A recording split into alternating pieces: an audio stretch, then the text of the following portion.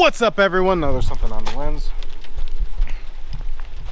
What's up, everyone? Today we're going to be working on the Buick Skylark.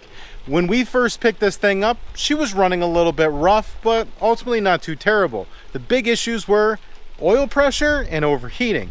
Well, we did resolve that fairly quickly. By the time we left, she was not particularly happy. So as we look back on the beginning of the road trip, we had very low oil pressure, period. Fortunately, I did bring myself down a high performance oil pump, and even with a 75-pound oil pressure spring in there and a little bit of Lucas thickening, we were still producing around 50 psi. But as soon as it warmed up, it dropped down dramatically to like 25 psi, which is very reminiscent to how the 318 and the Satellite was after the build down in Tennessee. We ran it at Nick's, and as soon as it warmed up, the oil pressure at 5,000 RPM dropped to like no more than 35. Sometimes it was like 30 psi. So it was really rough, and definitely not something you really want to be putting down the road. But we were like, okay, we're gonna make this thing, we'll just take it easy. And we took it easy all the way home. We did have a couple issues, of course. We ran into the fan belt coming off, taking out the HEI, overheating, not good. But ultimately, it's just the oil pressure really concerned me, as well as the that's pretty much it. But by the time we got home, the car wasn't charging very well anymore. The transmission was starting to slip. I really think that this car truly fought tooth and nail to make it all the way home, and it did a phenomenal job. 2,500 miles on a car that hadn't been run in 22 years, and I gotta say, that's why I call it Old Glory. It's faded, but it will never give up. It's strong to the core. So my goal is to run this thing at Lebanon Valley Speedway on April 22nd. I'm going to run for the first time, and probably the last time this 318 is ever going to go anywhere, because I mean, it took like 5 hours of honing to get this thing to look good. So the cylinders, they have a lot of blow by. It runs really rough, and it smokes really badly. So the 318 in here has been nothing but a bit of a hard time to get things going. So we are putting a 440 in here. The 455 is going in here, and we're supercharging the Supra. Now, before we do all of that, I want to see what these things will do with the equipment that they're equipped with. The 318, the 350, and the naturally aspirated 1UZFE, which is around 244 cubic inches. So, that being said, the very first thing we're going to do today is we're going to cut the oil filter, which is located, as you know, right below there. It's external, very easy to get to. Then we're going to do a compression test. So that leads me to what it was doing the past couple days, why I'm doing this. Unfortunately, over the past few days, it's been back to its old overheating issues. The oil pressure is staying about the way it was, but it's concerning. It also decided to kind of run really rough by the time we hit Pennsylvania, and over the past 2 days it did not get any better. So I drove it about 2 hours yesterday, just kind of like around. It was very unhappy. So that's why we're going to figure out what's going on. Is the engine hurt, or is it just maybe we need to do some tuning on it? Don't know, we'll have to find out. So the first thing, as I said, we're going to cut the oil filter open, see what the inside of that looks like. Then we're going to do a compression test, and you know, I cleaned up the block, and it's really weird. Some of the block castings are like the SP blocks. Those are the higher compression. They're like 10.25 to 1. They're on the higher end of 300, like 370 to 400 horsepower from the factory. And of course, you know, they measure it different than they do now, but you know, something along those lines. In comparison, these things, I think the smallest would be like the 2-barrel, and they're rated at around 340 according to some of the references online. Now the weird thing is, this one actually has, they have on the side right here, you can actually see I cleaned up a section right behind cylinder number 1. You can actually get a horsepower rating, which this one is rated at 340 1, which means this was probably a 2-barrel from factory, although it does have a factory 4-barrel. Doesn't mean you can't get one, but the weird part is the stamp on the deck is actually an R, which to me is bizarre because there's an SO, which would be your lowest, and then there's the SP. The only R's, and those are the high-end ones, the only R's end up in the 455s, and that is definitely not a 455. So my Buick guys out there, why does a 1970 block have an R on it? Let me know. I don't really know. Maybe they just punched it wrong. I don't know. But either way, she's not performing the way she needs to be. So the very first thing we need to figure out is it internal, or do we have to start dealing with the carburetor? So hopefully we can sort this out. It's not going to take long if it is just a carburetor issue. And then we get to run it up at Lebanon Valley Speedway. We'll get to see what it does against its kind of competitor of the time and something a little bit more contemporary. And we'll see if we can't get a couple other people to stop in and do some pretty cool stuff that day. But yeah, April 22nd, we'll see for the first time and probably the last time what this thing can do down a quarter mile with the Collaboration 318. Gutted, of course, there's nothing in it but a seat. We will have to put a seat belt in there. And then we'll see what this thing can do.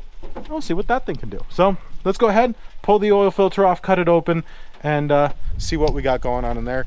Hopefully it's nice and clean. Hopefully we don't have wonderful stuff inside of it. I don't know if you can see it, but it's very dark, which is fine. It's got a couple thousand miles on it now. But the issue I'm having is it looks like it's got a little bit of metallic hint to it.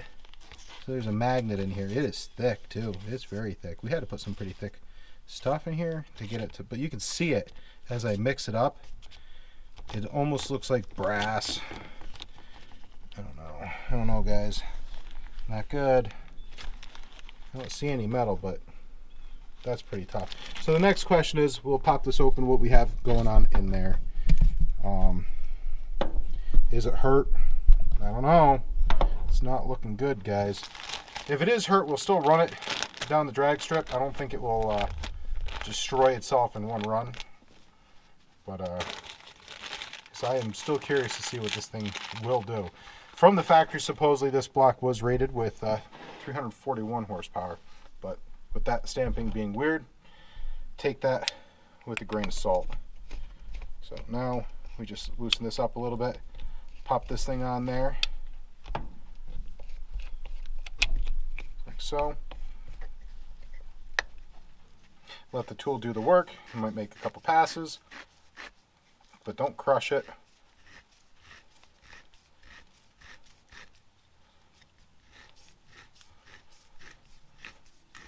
First thing we'll look at is what's going on inside of the actual oil filter before we even start opening up the filter material. So,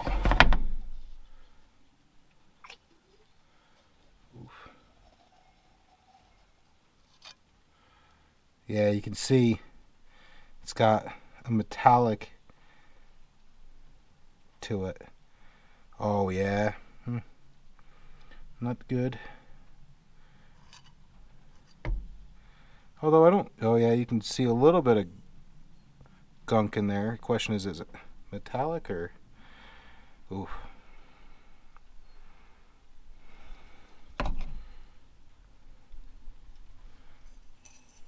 Oh yeah, that is undoubtedly a piece of metal right there.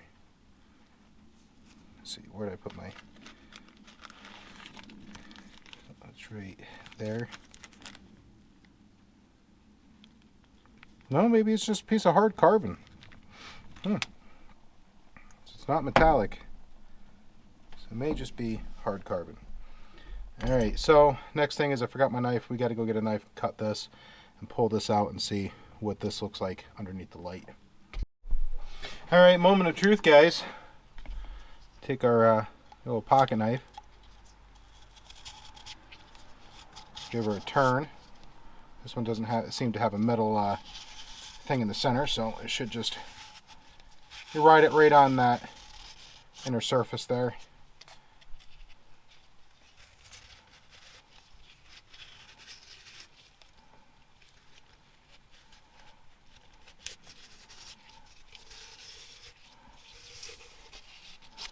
And we're just going to pick a spot, cut the accordion, pop her out.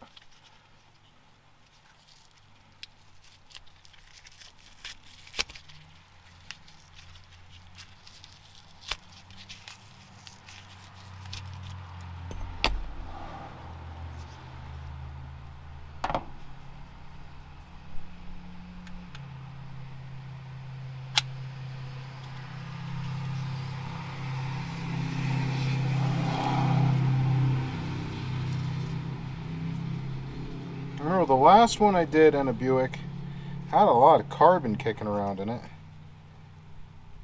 Oh, yeah, she kind of does have a little bit of glitter. I don't know if you can see it. Oh yeah, look right there.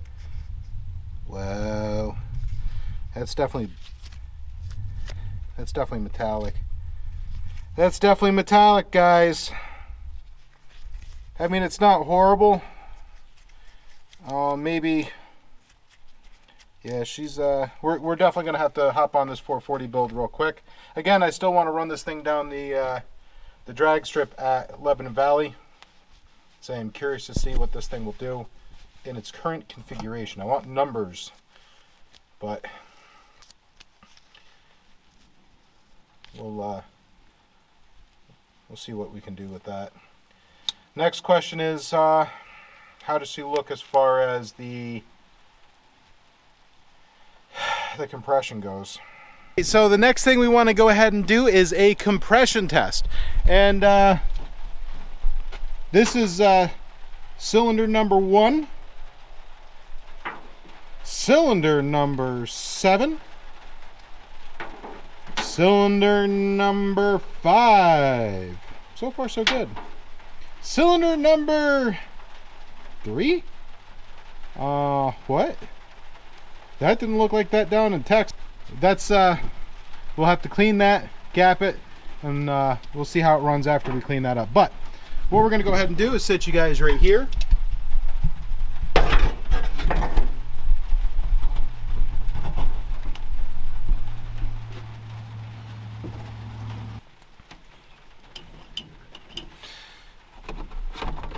Now I took all of them out, that way it's not building pressure in one cylinder and giving us false readings. So I'll take them all out, get an idea.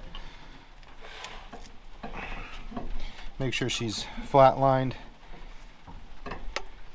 See if you guys can see this. Oops. I bet you if I stick it just like this, you should be able to see it. Yep, alright. Help if I had the keys.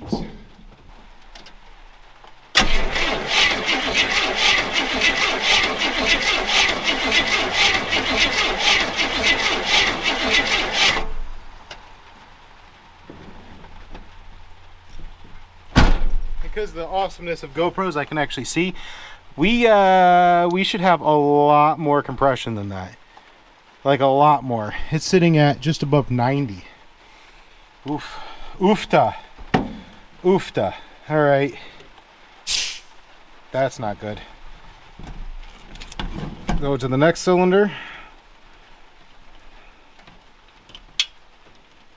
This is the one that was got a whole bunch of crap in it.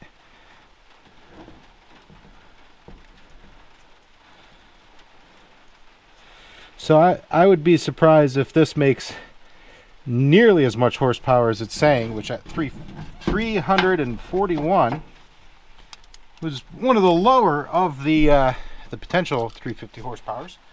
All right.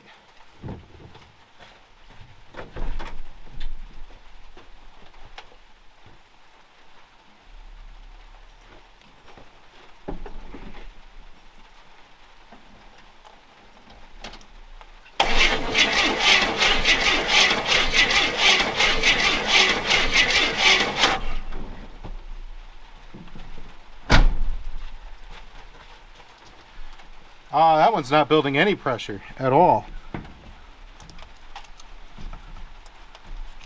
Make sure that's nice and tight. Yeah, that's nice and tight.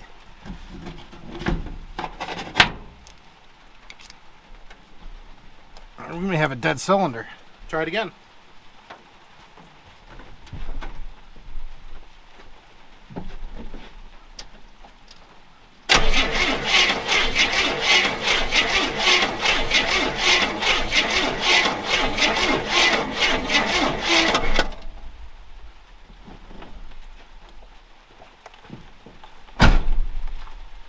Well, guys, you know what?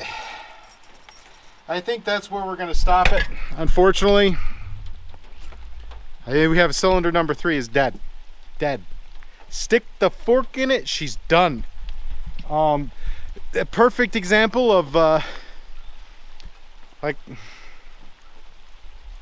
I don't know, maybe we won't be seeing this thing run down the track. I don't want to risk oiling down a track. That's not a, you know, it's not a good thing to do deliberately, or if you know something like that's going to happen. I don't think we're going to see this thing run down the track with a 350. We have a dead cylinder, like dead. We have non-ferrous brass, bronze-ish material, so it'd be bronze material in there. So again, that verifies that the mains are pretty much shot.